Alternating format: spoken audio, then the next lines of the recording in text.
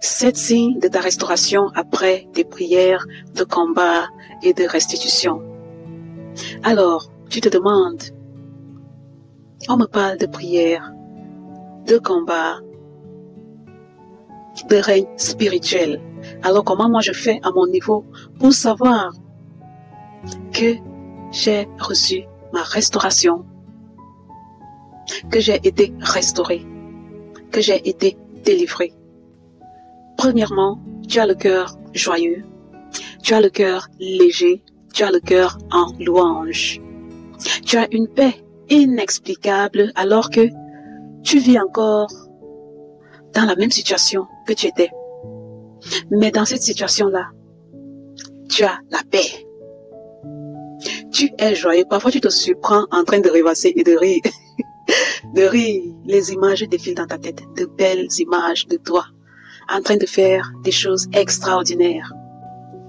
Parfois, tu te surprends en train de mimer une louange de victoire.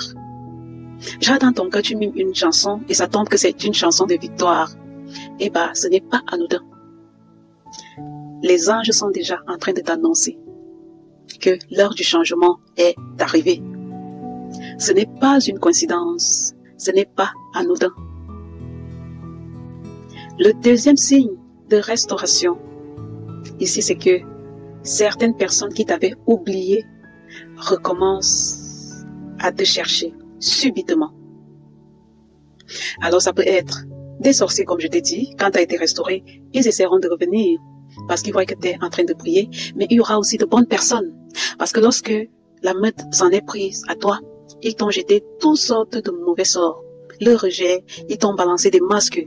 Et les personnes qui étaient supposées peut-être t'amener à un certain niveau de la vie t'ont abandonné. Ils ont disparu. Et tu resteras comme ça, tu reçois un coup de fil. Si entre-temps, tu n'as pas changé de numéro, ou sur Facebook, tu reçois un coup de fil d'un patron, peut-être qu'il t'avait renvoyé quand la meute t'a fait toutes ces choses-là et que tu étais devenu une personne malchanceuse. Les gens vont subitement commencer à se rappeler de toi. Dieu va te réveiller dans la mémoire des personnes qui peuvent apporter un plus dans ta vie. Tu verras donc, tu restes comme ça. Un ancien camarade qui est devenu peut-être grand, que tu n'as pas trop fraudé au cas où tu peux avoir peur que non, est-ce qu'il n'est pas sorcier, est-ce qu'il ne m'a pas volé, est-ce qu'il revient parce que je prie? Non, non, non. Ces gens-là seront également de bonnes personnes. Elles recommenceront à se rappeler de toi. Le troisième signe qui doit annoncer ta restauration ici sera les rêves prophétiques d'élévation. Tu feras par exemple des rêves où tu arrêtes du poisson, beaucoup de poissons. Tu feras des rêves où tu es sur une montagne, tu es en haut. Tu feras des rêves où tu accouches d'un beau bébé. Tu feras des rêves où il pleut. Il pleut sur toi. Il pleut sur toi, tu mets les seaux. Tu n'as même plus où mettre de l'eau, en fait. Ou il pleut tout simplement sur toi. Ce sont les bénédictions qui sont en train de pleuvoir sur toi. Tu feras des rêves où tu es en train de prier dans les rêves et de louer dans les rêves.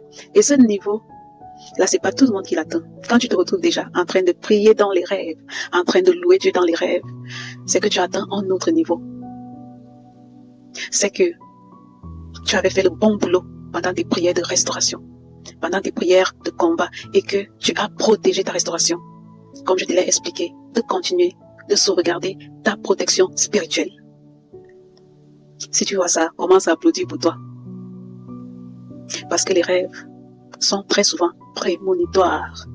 Les rêves annoncent très souvent ce qui est déjà, même si ça ne s'est pas encore manifesté. Le quatrième signe de ta restauration ici sera les moqueries. Étonnant, non? Eh bien oui, le quatrième signe de ta restauration sera les moqueries. Les gens autour de toi seront en train de se moquer de toi. Quand ils te voient peut-être joyeux, dans ta soi-disant pauvreté, beaucoup de gens se moqueront de toi. Genre, celui-là, il croit même qu'il est quoi? Il faut voir comment il a le sourire jusqu'ici, dans la pauvreté. Les gens se moqueront de toi. Mais je viens t'informer que les moqueries précèdent l'élévation. Le cinquième signe qui doit annoncer ta restauration, c'est un excitement soudain. Sans raison apparente, tu te retrouveras dans une joie extrême. Il y aura des moments, tu ne peux pas expliquer, mais subitement, une joie se réveille en toi. Tu ris, tu pousses des petits cris, tellement de choses se passent dans ta tête. Tu visualises. Et tu as comme l'impression que tu es même déjà dans ce film. D'où cette joie immense. Garde cet état d'esprit, protège-la à tout prix. Tout le monde ne l'a pas. La joie te fait vibrer haut. Et lorsque tu vibres haut, tu attires de bonnes choses. Le 6e signe de ta restauration, ce sont les déclarations prophétiques.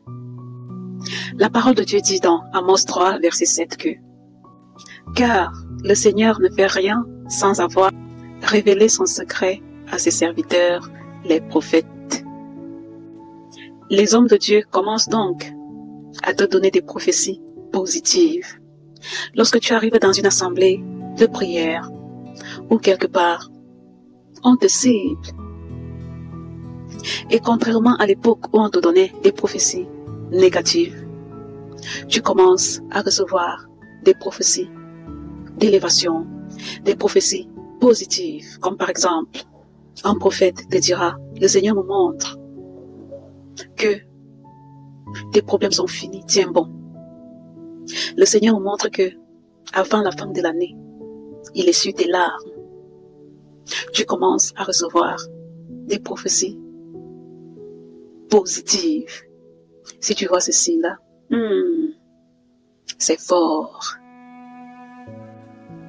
Aussi, tu commences à facilement recevoir des paroles de bénédiction. Par exemple, tu aides une maman à porter son sac, peut-être pour traverser la route. Avant, tu le faisais et tu partais parce qu'à l'époque, on t'avait couvert. Lorsque les sorciers t'attaquent, ils te coupent de tout ce qui peut te causer du bien. Et donc, cette même action que tu faisais avant, et on te disait merci, tu partais. Lorsque tu le poses, tu aides cette maman à porter son sac, à monter les escaliers. Quand tu arrives à dire, ma fille vient, mon fils vient, que le Seigneur te bénisse. Comme tu m'as aidé là, c'est comme ça que tu seras aidé partout où tu te trouveras en difficulté. Que le Seigneur te bénisse, tu iras de bénédiction en bénédiction parce que tu es un enfant respectueux. Les gens deviennent très généreux avec leurs paroles. Et les paroles sont porteuses d'énergie. Chaque parole qui sort de la bouche va déclencher quelque chose dans le règne spirituel. Pendant qu'on déclare donc ces bonnes paroles sur toi, les écluses des cieux sont ouvertes sur toi. Aussi, si dans ta famille, on avait fait de toi le mouton noir, malgré que tu fais du bien aux gens, tu n'as jamais reçu de reconnaissance. Au contraire, tu avais comme l'impression que lorsque tu fais du bien, les gens estiment que tu dois en faire plus. Ils minimisent ça. Tu verras que lorsque tu arrives peut-être là où il y a ton père, ta mère, ton grand-père, et que tu lui offres un vin, comme tu as l'habitude de le faire, d'habitude même tu en fais plus que ça, et personne ne te dit rien. Tu offres une bouteille de vin à ton père ou à ton grand-père. Ça le touche tellement au point où il se met à te bénir. Il se met à te remercier. Merci pour tout ce que tu fais. Tu n'es que le frère de tes frères, mais tu m'as substitué. Que le Seigneur te bénisse. Qu'il t'ouvre toutes les portes qui te permettront d'évoluer. Comme tu m'as donné à boire et à manger, ta maison ne manquera jamais de quoi manger et de quoi boire. Tu pleures le matin avant midi, Dieu t'a déjà répondu. Ce même Père qui depuis des années, tu soulevais des montagnes pour eux, c'était comme s'ils ne voyaient pas. Subitement, les gens ont cette facilité à déclarer des paroles de bénédiction sur toi. Et la bouteille dans laquelle on t'avait mis, qui faisait que les gens sont chiches, que les gens ne se souviennent même pas que tu as posé une bonne action et qu'ils peuvent te bénir, tout ça a été brisé. Si tu vois ça, oula, big congratulations. Ça a donné. Tu es entré dans ta restauration. Le 7e signe qui doit annoncer ta restauration, c'est que tu commences à facilement recevoir les aides. La parole de Dieu dit dans Job 42, verset 11 que alors tous les frères de Job et tous ceux qui l'ont connu autrefois vinrent lui rendre visite. Ils vinrent manger avec lui, manifestèrent leur sympathie et le réconfortèrent de tous les malheurs que le Seigneur lui avait envoyés. Enfin, chacun d'eux lui fit cadeau d'une pièce d'argent et d'un anneau d'or. Amen. Donc, tu commences à facilement recevoir les aides des gens, les aides que tu n'as pas forcées. Les gens trouvent du plaisir à vouloir t'aider. Lorsque tu es en difficulté, quelqu'un va aller se lever quelque part et il aura ce plaisir-là à t'apporter son aide. Que cette aide soit financière ou alors du réconfort. Lorsque tu vis une douleur, toi qui étais autrefois abandonné, une personne sacrifiera quelques heures de son temps pour passer du temps avec toi, pour te réconforter, pour te motiver, parce que ça lui fait du bien de participer à ton élévation, de participer à ton bien-être. Alors, je viens te donner un dernier signe pour apporter plus de baume dans ton cœur. Un signe très important qui doit t'annoncer l'effectivité de ta restauration, c'est que tout ce qui avait été envoyé pour te détruire devient un avantage pour toi, devient la raison de ton élévation. Proverbe 16, verset 7 dit: quand l'Éternel approuve les voies d'un homme, il dispose favorablement à son égard même ses ennemis. Autrement dit, quand la volonté de Dieu doit s'accomplir, même les inconvénients deviennent des avantages. Du coup, toutes ces afflictions que la meute t'avait lancées deviennent la raison pour laquelle tu trouves la faveur aux yeux de Dieu et aux yeux des hommes. C'est ainsi que vous observerez autour de nous des personnes qui avaient été humiliées, des femmes qui avaient été, par exemple, qui ont vu leur nudité se faire publier, devenir encore plus grande que ce qu'elle était, à cause de cette humiliation. Lorsque cette personne publie ses photos, son intention est de la briser et de balayer toutes les chances pour elle d'avoir une vie digne demain. Mais cette humiliation devient la raison pour laquelle cette femme commence à aller dans les plateaux télé. Cette femme commence à aller dans les conférences pour parler de son histoire, et de là vient son élévation. Autre exemple, pendant que la meute t'a balancé les poisses, les hommes t'ont abandonné de gauche à droite avec des enfants, et tu as peur parce qu'on dit les mères célibataires qui va te prendre. Ces enfants deviennent la raison pour laquelle un homme se décide de t'épouser, un homme bien. Au départ, tu te dis, est-ce qu'il a des plans sur mes enfants? Est-ce qu'il est bienveillant? Eh bien, très souvent, oui, il est bienveillant. Et on va proposer des jeunes filles sans enfants à cet homme. Il va dire, je n'ai plus le temps de gérer les jeunes filles. Je n'ai plus le temps de savoir si la jeune fille là est stérile ou bien. Je veux une femme qui a déjà posé un enfant sur terre, on a vu. Ou alors, je veux une femme qui ne veut plus faire d'enfants. Parce que à ce stade de ma vie, j'ai tellement autre chose à faire et j'ai déjà peut-être mes enfants. Il signe sur toi et il te ramasse avec 2, 3, 4 enfants. Ces enfants que tu avais fait, et la meute se moquait, sachant que pour que tu te trouves avec avec cette qualité de charge, ça ne sera pas facile.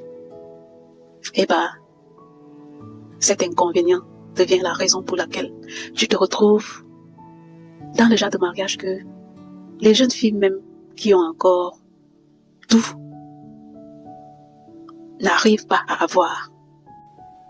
Et tu auras comme l'impression que la meute devient même jalouse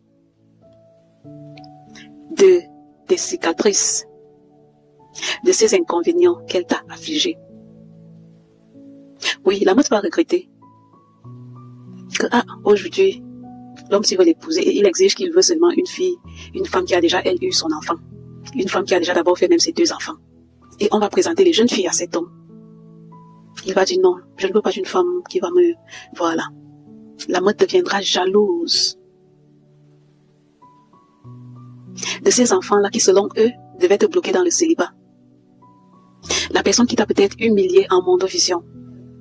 Et tu as attiré, de par cette humiliation, les aides de ta destinée deviendra jalouse de cette humiliation que elle-même, elle t'a infligée. C'est comme ça que Dieu répond. Lorsque tu cries à lui et qu'il décide de te restaurer. Si tu connais quelqu'un qui a besoin d'écouter cette parole, n'oublie pas de la lui partager sur ce shalom.